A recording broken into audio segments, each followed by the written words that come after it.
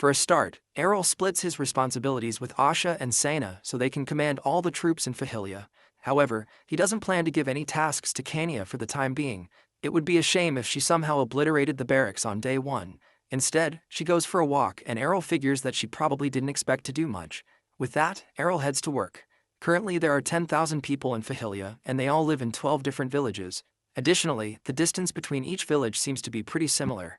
Arel does his research and discovers that the residents of Fahilia have been hunter-gatherers for generations and are on the verge of extinction. On top of that, the royal palace wasn't getting any taxes from the region, so they were pretty much left on their own. Seeing this makes Arel wonder what kind of idiot the previous lord was. He finds a ledger and discovers that the region was so poor that they ended up borrowing money from other territories. Then the previous lord went bankrupt.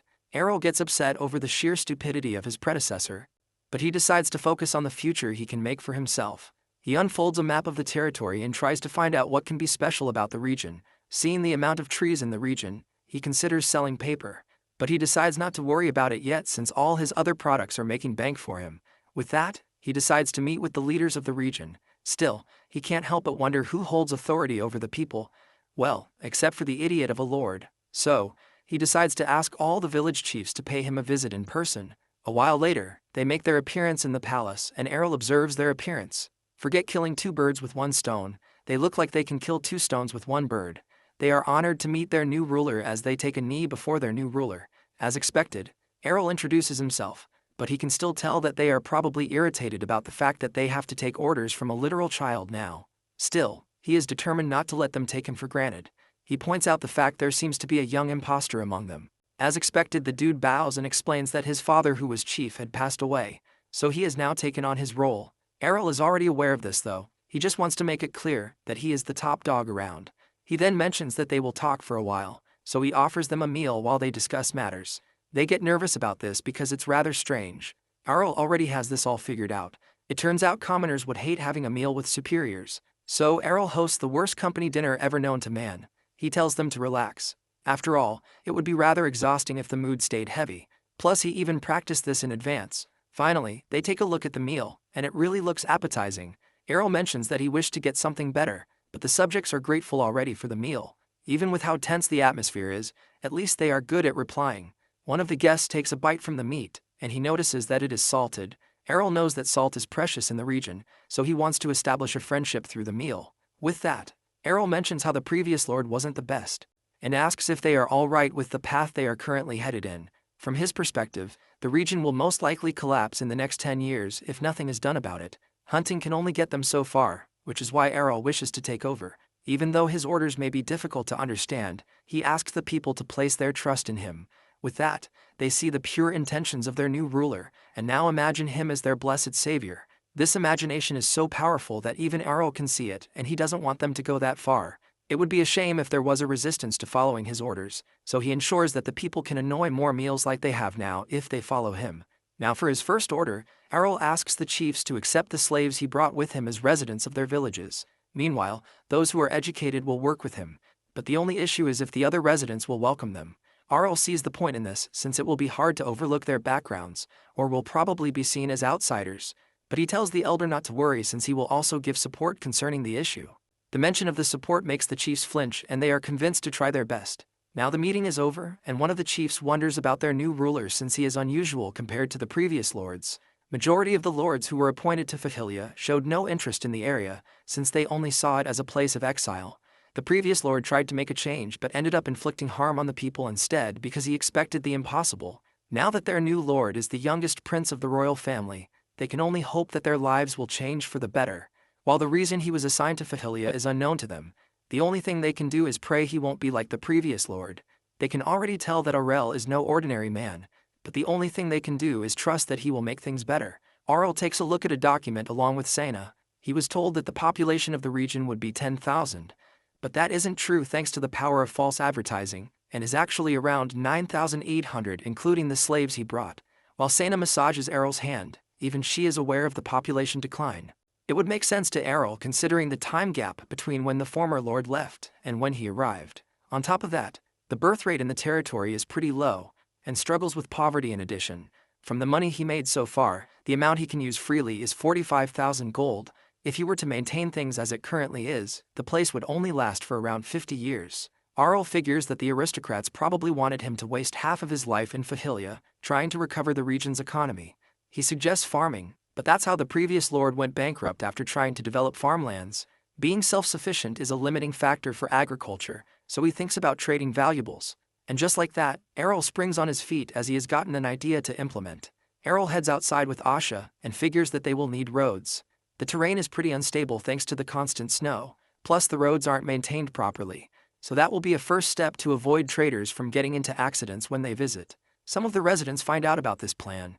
A few laborers are needed for this operation and the wage seems decent. Seeing how the new ruler has a good reputation, they decide to give it a shot to work with him. Besides, he will also cover all the construction costs. When they arrive at the scene, they discover that it is quite the project they have at hand. Someone mentions this fact to Arel, but he is prepared to take care of the extra compensation if it ever takes longer than necessary. With that fact alone, they are more than willing to work. Once again, the power of money works for Arel. Arel notices that everything is going as planned and he loves it. With the road finally complete, it's time to move on to other things, and the workers were very willing to work.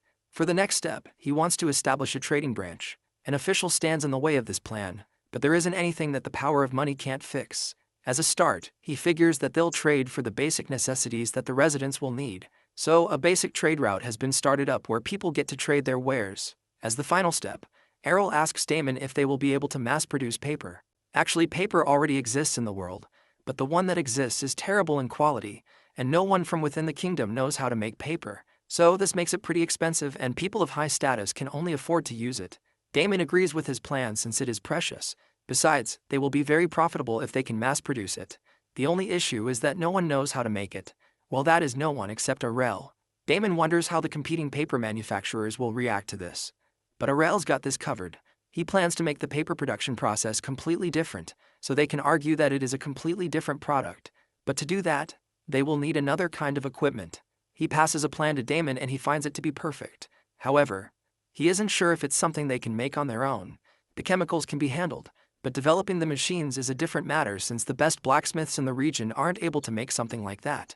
But Damon is sure that the dwarves of the royal capital will be willing to help. This fact about dwarves reminds Arel of the fact they have a forge in the capital and can make anything no matter how complicated it is. Hearing that, Arel prepares to use his superpower of money spending, but it turns out the dwarves are much different from the rests. Damon tells him that they will refuse to help if he tries to use money, but they are proud craftsmen who will prioritize requests to display their skills. Along with rejecting money, they will also reject requests that aren't good enough, even if they are from high-ranking aristocrats. After hearing who they are, Arel figures that they could become poor if they aren't careful. Damon decides to contact a dwarf that he is familiar with, and Arel is enthusiastic about it. He is sure that he will be intrigued by the plan, so he will write the letter to him. Several days later at the Dwarven Forge, the letter finally arrives. The master there believes it's from the royal family who he doesn't seem to have a good relationship with. The master blacksmith, whose name is Aiken, mentions that he already crafted a sword for them, and their hands are currently full with orders. But he finds out the letter is from Damon. He snatches the letter from his assistant and wonders what he's doing at Fahilia. He takes a look at the content and shortly, he asks his assistant Ben to take charge of the forge. With a fierce look in his eye, he figures he will have to talk with the others. When he leaves, Ben wonders what the letter is since he looked much different from usual. The 35 master blacksmiths of the steel factory gathered according to Aiken's call, but man, they really do not seem happy with it at all. He explains that it is for a client who drew their plans for a machine he wants to make in Fahilia. At first, they thought it was just another case of, another annoying brat wants to waste our time. But when he shows the plan, they realize they might be dealing with the final boss of Blacksmith Creations. They already know it is a plan for a machine to create paper. Apparently, the design of this machine was so good that it gave them PTSD about a similar client who wanted a machine that created paper 5 years ago. It turns out not even the almighty skills of the dwarves were enough to satisfy that client. Now they have a chance for a rematch 5 years later. Aiken also reveals that Arel wants some of them to come over to assist with his project. However, they don't seem to like that idea a lot. So he volunteers to head over by himself. They still don't seem to agree with this, and also point out the fact he is behind on his work, but the task is something his apprentices can handle, so he is free to go. Also, he asked for who would come along since he would most likely need some more help. After a brief silence, each of the dwarves engage in a free-for-all about who will be going with Aiken. The designs have finally piqued their interest, and you can't stop a dwarf who's motivated to work on something new. Aiken finally interrupts the noise. He mentions that only half of the dwarves will follow him since no one will be around to run the forge if everyone comes along. Still, it is undecided about who will follow, so Aiken decides to use that method, the sacred of all methods, the only method that is guaranteed to work throughout history. Ben comes over to ask his master a question, and the dwarves are engaging in a Fortnite-level battle royale. It turns out it's a dwarven tradition to solve all disputes with intense violence, the dwarven rule of steel. So Ben stays away because he knows what's good for him. Meanwhile, Arel figures it will take at least 5 days to hear back from the dwarven forge, so he decides to relax in the meantime. Now he doesn't have any work to do, he decides to get all the rest he can. The moment he decides to take a nap, a loud scream interrupts him. He already knows it's from the griffin Frey. Then he finds the unfortunate victim plastered on his window. He is surprised by this since Frey shouldn't be able to fly so fast, or so high as a baby griffin. As he falls down, Kania is there to catch him. It turns out he is being subjected to his form of torture because she wants him to fly higher. Then she tries a little bit too hard and launches him into orbit. Arel rushes outside as he witnesses this and wonders if Frey did anything wrong. She mentions that he did nothing wrong while poor Frey crashes in that one pose from Dragon Ball. She mentions that she is training him to fly and denies that she was abusing Frey. However, I don't think that's the case here. In a quick backstory, Kania had pretty much nothing to do since everyone was busy in the early stage of transferring to Fahilia, so all she did was eat, sleep, practice sword, repeat. Of course, she isn't the kind of person who enjoys being bored, so she spotted Frey in the garden, and that was when his whole world changed. She plans to make him her mount, so she expects him to be in top shape. However, Arel realizes that it probably was a good idea to teach his sister more common sense, and less about swords. Now he realizes that he has to keep her entertained somehow with the free time he has available. But it's now that he realizes that he was an only child in his first life. On top of that, he never won the sibling lottery in any of his past lives. The best relationship he had with one of them was that he never got to speak with his sibling until he died. So Arel is unsure of how to deal with siblings. He snatches Frey from Kania and saves him from his suffering. So as an attempt to be a good brother in his current life, he asks to do something together with his sister. Arel and Kania play a game of chess, and it's pretty obvious who's losing here. Out of frustration, Kania flips the chessboard since it is obviously not her kind of sport. Arel figured playing chess would mean they wouldn't have to play in the cold, but she is already bored of it. So he gives himself a handicap to make things easier for her. Arel gives Kania a modified artifact so she can think more quickly and easily. Besides, he's built up enough chess experience from all his past lives, so she will need all the help she can get. So, they begin another game of chess. The pendant seems to be working to enhance Kania's IQ until it decided to peace out. From there, Kania had enough of it and slices the chessboard with her sword. Now they can't play chess anymore since Kania has destroyed the board and caused a leak in Arel's brain. Arel tries to come up with something else, but he really doesn't want to go back outside. He wonders what she has been doing, and the only thing she has pretty much been doing is going on various trainings that will make Bruce Lee proud.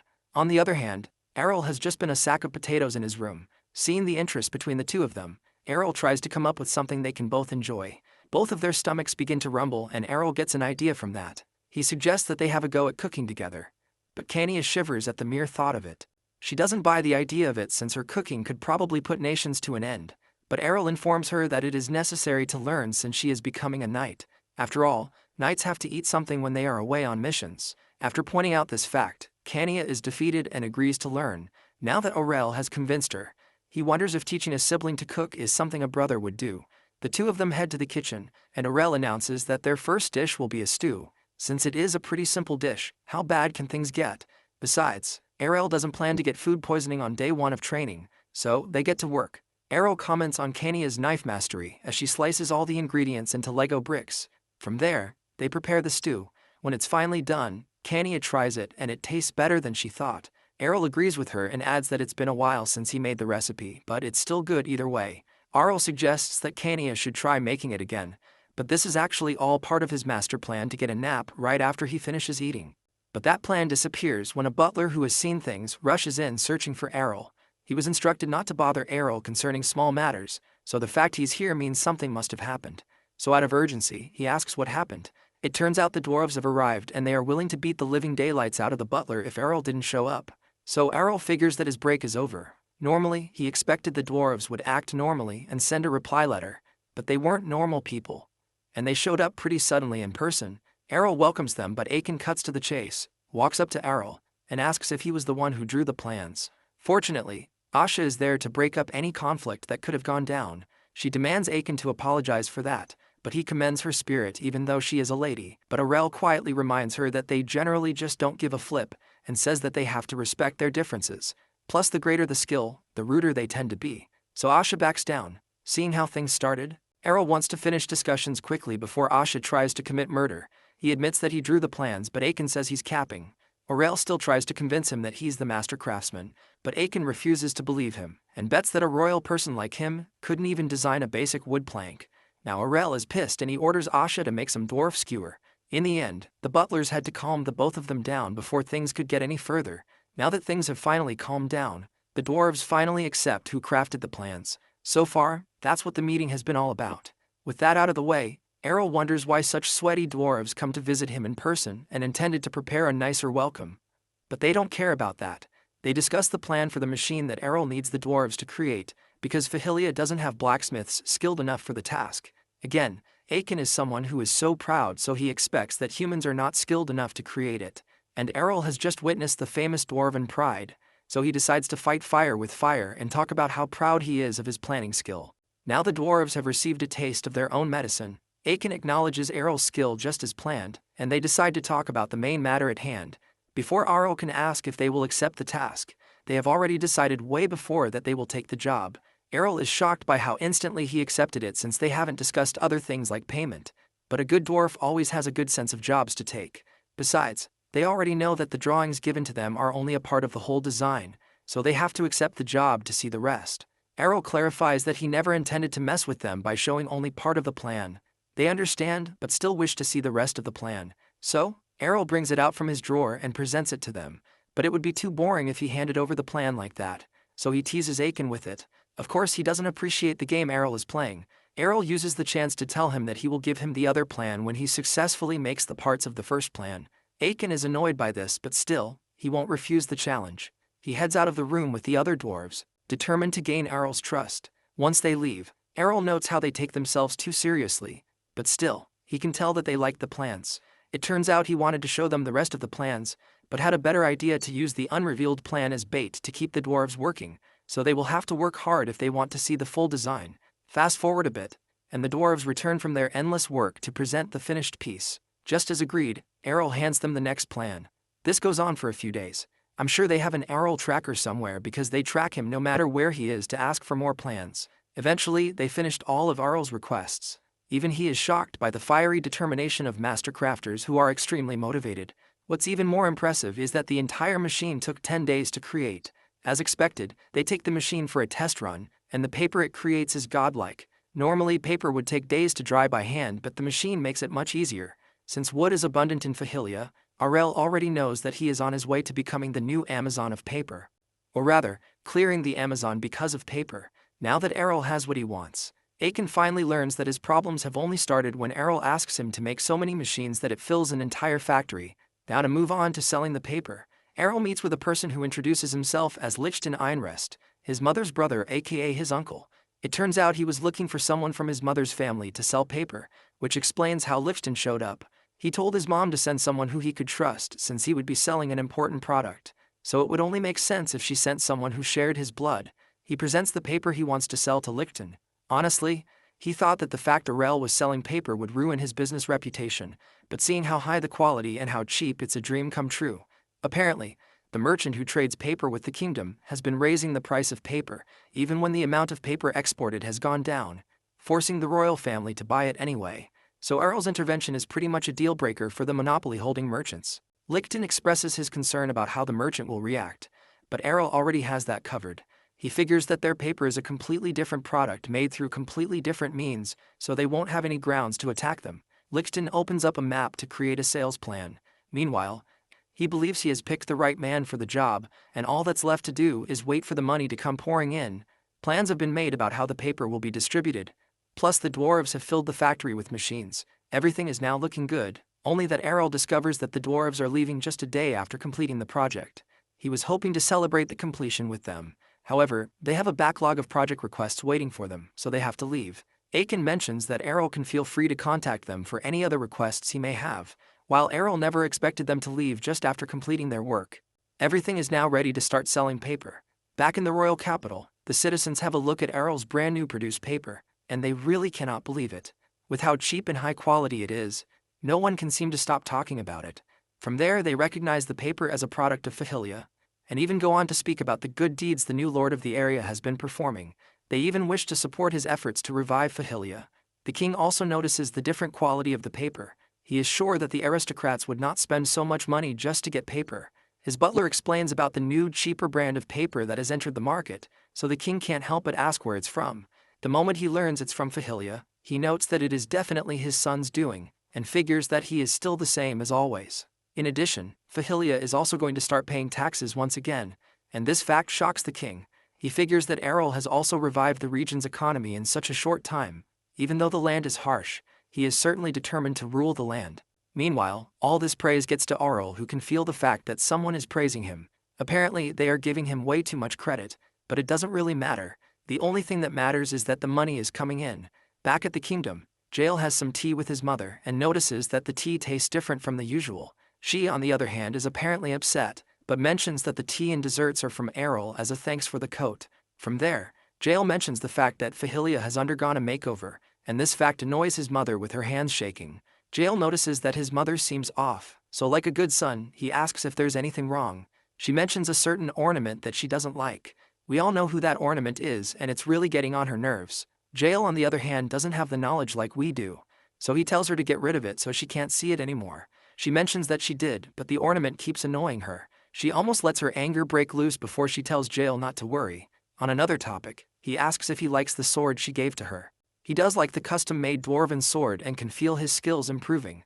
When you spend so much money that can build several manners on a sword, I'm pretty sure all she wants to her is the fact his skills are improving. From there, she stands up and goes towards her son. She reminds him that he is the heir to the throne, and it makes sense to wield a sword worthy of that status. So she tells him to remember that he will become the future king. Later on, she is alone in the room. She picks up a napkin underneath a few cookies and figures that Arel is probably showing the paper he developed. She is incredibly tired of hearing about him, and she tosses the desserts on the floor. It turns out Elia belongs to House Fresh, the house that owns the only trading company that imports paper. Apparently, paper was originally made in the Mirman Empire and the Eastern Continent. Since they were at war with the Mirman Empire, they were pretty much banned from importing paper from there. So they turned the trade route with the East and monopolized it.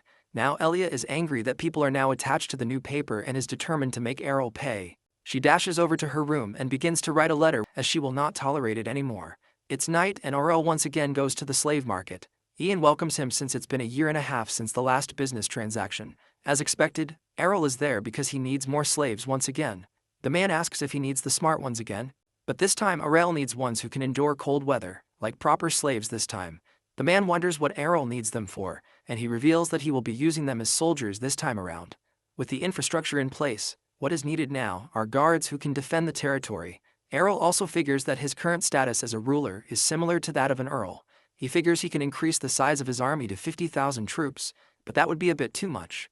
The slave master asks for the number of people that will be needed, and Arel answers that he will need 5,000 slaves for his new project. With that amount, you can bet that the slave market will certainly be booming. Once again, the power of money is there to save Arel. Moving on, Arel admires the design of a dwarven sword. He managed to train the slaves provided by Ian, and also got the dwarves to make soldier gear for 5,000 people. Just like the last time, they managed to do it in a short period. Originally, the slaves looked pretty bad when they arrived at Fahilia, but a few acts of hospitality later, they became more enthusiastic in training and have become extremely loyal to their new leader. With the soldiers in place, the territory will now be safe, and now it's time for Arel to have some rest. However, a few ninja-looking dudes break into the area. It seems they are searching for the location of the paper production machines and their mission is to destroy them. Apparently, Arel's antics have angered the mercenaries commissioner, but what's more important is the amount of cash they'll make from this job. They note the two guards taking watch and they kill them in a classic ninja fashion. With the guards out of the way, they head into the building only to find it empty. A guard uses a magic tool to blind them before several guards show up and capture all the dudes. One of the assassins tries to escape, but gets ambushed. He only expected there to be 200 troops in the territory, but he was clearly wrong. Arel shows up all sleepy with his guards and isn't surprised that people would be after his machines. The stranger quickly surrenders and mentions that he is only following orders, but that is none of Arel's concern. So as punishment for trespassing and trying to cause damage, Arel orders that they should be interrogated and pretty much torture them. With that, Asha and Sena head to work while the Lord heads back to sleep. Normally, Arel would have forgiven them. But when it comes to things that are dear to him, you better write your will. Even with how laid back he is, he knows when to draw the line. This is something he has learned after countless reincarnations. It's another day in the land of Fahilia, and the intruders from the previous night have been punished according to the law. It turns out nothing was gained from interrogating them, so things were left at that. Now Arel has some free time on his hands and he decides to test out a magic teleportation circle. He got Feon to make one for him, and it was so expensive that he thought about that fact twice. His merchant skills have surprised Arel. Now he's become a regular customer for his uncle. So, Arel decides to use his teleportation circle to head home, since it has been a while since he last visited. He puts in a few magic stones into the stands surrounding the circle, which causes it to activate. Now that his end is set up, all that's needed to do next is for his nanny to set up the same circle at the palace. He asks Kania to come with him, but she is very nervous about this. She has no choice but to follow since Arel insists. Plus, she also has a bit of free time on her hands. Arel notices her expression and wonders what is wrong. She unintentionally reveals that she had an argument with her mom and would be awkward to visit her after that. With that fact, Arel believes she should definitely come along so she can reconcile with her mother, and she nervously agrees with this. She seems scared, so Arel tells her that using the device is safe. The only issue is nausea. He activates the device and Kania gets scared. She holds onto her brother and unintentionally squeezing the life out of her little brother, making him think he will probably not make it alive. With Arel potentially dead, they finally arrive at the palace. But Arel still has something to say about his sister's strength. As he takes a look around, memories of the past come back to him, and he has really missed the place. He takes a deep breath before falling onto the field to relax. He is definitely glad to be back from a land of ice. The nanny comes over to welcome Arel and Kania. She was a bit worried she wouldn't be able to use the magic circle properly, but thankfully, it worked out. She informs the two of them that their mothers are waiting inside, so they split up to say hello to them. Arel wonders if his mother, Rifana, is doing well. After all, he promised to visit her often. He runs over to meet with his mom and hugs her. She heard about how well he has been doing from Lichten, but she is still relieved to see him in person. Arel is surprised he has been writing letters to her since the paper business always drained his soul. Of course, he is excited to tell Rifana how everything has been going in Fahilia, and wishes to make good use of his time so his mom will not be worried about him. He goes on to tell his mom about several things about Fahilia, like the wildlife and the daily life of the people, focusing on putting her mind at ease. It is not long until someone else approaches the scene, and Arel notices this. Looking at the timing, he can already tell that whoever the person is, they intentionally want to interrupt his conversation with Rifana. It doesn't take a genius to find out it's Queen Elia. Arel wonders why she is acting all surprised since he already announced the fact he will be visiting. Still, he can't help but notice that she probably has something up her sleeve, so he decides to feel her out. So he engages her in some fake small talk, and also mentions the paper he developed which is affecting her family business. The world's most painful to watch conversation. On the topic of paper production, she mentions a few rumors she heard and Arel wonders what she is talking about. He informs her that he has already made preparations and Elia commends his efforts. Still, she warns him to be careful before she takes her leave. On the outside, Arel waves her goodbye, but he believes she is starting to cross a line from the warning she just gave. Rifana figures that she is probably having a bad day, but Arel figures that he has deal with her soon. The short visit to the palace is finally over, so Arel and Kania decide to head back to Fahilia. Arel waves his mother goodbye and then asks Kania how things went on her end. She responds that it went well and smacks Arel on the back for worrying that she would fight with her mother again. But actually, Arel already asked the maids to report what was happening. It looked like they were about to fight again, but they actually made up this time around. Either way, the two of them teleport back to their territory. A few days later at Fahilia, Arel is already challenged with a new problem. He wonders if it will be worth it to invest in magicians, since they can do a lot of things like manage the teleportation circle, help with growing crops instantly, and even defend against monsters. But most importantly, he needs someone who can help him deal with the totally challenging experiences of being a ruler. He thinks about this because he doesn't want to end up drawing so much attention to himself. Now he has a territory, he has a perfectly good reason to hire them. But another reason is the factory attack. Luckily, the first attack was by a few mercenaries, but he is worried about what would happen if magicians pulled up. Sure, he does have a few knights who can probably deal with them, but they'll be as useful as a glass hammer if an enemy magician attacked from the shadows. With all those in mind, he creates an official notice that he is looking for magicians to hire. He figures that he can put a request at the magic tower, but dealing with them is going to be a pain. Plus, they are expensive. But the magicians who will respond to notices will have no ties with the tower, and there will be less hassle to deal with them, which is a dream for Arel. The only issue is that he'll also receive applications from low-ranking magicians, but that is no issue since Arel can always train them. With that, the next thing is to distribute the notices in every city. Time goes on, and the notice draws the attention of the crowds and wizards, including this one wizard who looks like she was out surviving in the wild with Bear Grylls, and is willing to apply from the mention of free food and accommodation. Back at Fahilia, Arel has received mountains of applications from various magicians. He wishes to accept all of them, but that would probably be a good step in how to end your kingdom 101. Arel decides to be thorough about this process and pay attention to the applicants' backgrounds. After all, it would be a shame if a magician became his enemy. He is so willing to do this that he doesn't mind spending an extra bit of cash for this. After selecting the candidates, the next stage was the interviews. For some reason, this was more of a hassle than picking his personal knights, but it was still worth the trouble for him. In the end, 12 magicians pass the interview and are officially magicians of the kingdom. The average skill of the magicians is 3rd class, and Arel believes he made a good selection considering their backgrounds. With that, Arel announces the general tasks of the magicians and plans to assign them to areas that suit their strengths. But before that, he wants to select one person to become his personal magician, so he asks the 4th class magicians to raise their hands. There are 2 people who fit this criteria. One is Munkoi Blob, and the other is Dia Reki. Seeing the choices he has, Arel takes a long hard thought about choosing between Blobfish or Wizard Beauty. This is a decision that can change the fate of the world, and we all know that Arel is going to choose Dia. Putting the pretty looks aside, there is a main reason why Arel chose Dia to be his personal magician. During the interview, he asked Dia a question about why she applied, and she responded with the fact that she wanted to serve him. This response shocked him due to how unusual it was. Most of the candidates were usually interested in the benefits or the work responsibilities, but hers was way different. It turns out she pretty much applied just because of Arel. He is pretty much suspicious about this, but can't sense any bad intentions from her, so he decides to test it out and hire her as his personal assistant. Next, he goes on to explain the benefits and responsibilities of being a wizard in the territory. Starting with the benefits, he presents a massive library which is pretty much a paradise for every wizard nerd there. Starting off with the books that are magic ones certified by the Magic Tower, which were both expensive and difficult to convince them to certify the books.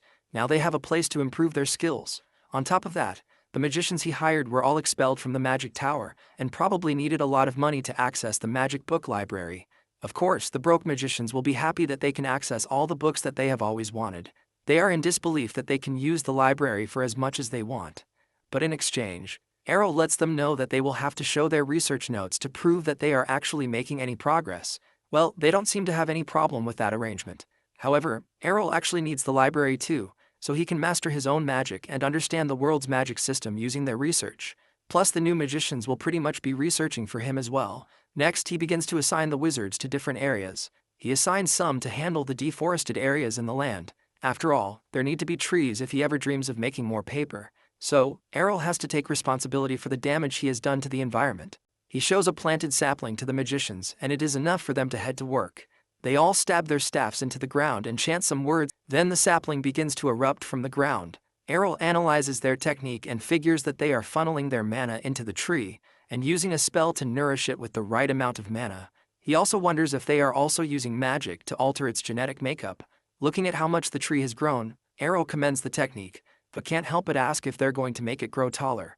A wizard explains that if they do that in a short amount of time, the tree will die. After all, trees also have to rest as well.